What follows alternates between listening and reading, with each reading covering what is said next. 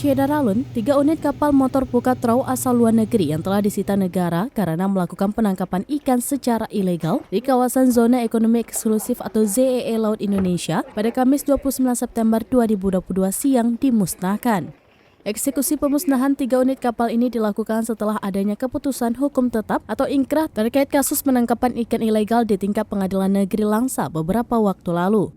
Hadir pada pemusnahan kapal ikan asing ini, Komandan KP Antareja 7007 Baharkam Mabes Polri Kompol HD Aritonang, perwakilan dari PN Langsa Ferianto, Kasapol Airut Polres Langsa, AKP Zulkifli, serta pejabat terkait lainnya.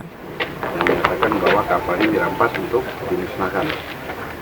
Sehingga 3 kapal ini hari ini kita musnahkan. Dan sementara untuk proses selanjutnya terhadap para terdakwa itu sudah putus semua dan kemungkinan sudah dideportasi kembali ke negaranya.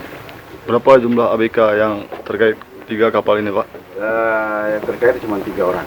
Jadi satu kapal ini 1 orang kemana kodanya yang jadi terdakwa kemarin. Kejari Langsa Viva Hari Rustaman menyampaikan 3 kapal ilegal itu dibawa ke tengah laut atau berjarak 9 mil dari dermaga PSDKP Langsa untuk dibakar lalu ditenggelamkan ke dasar laut.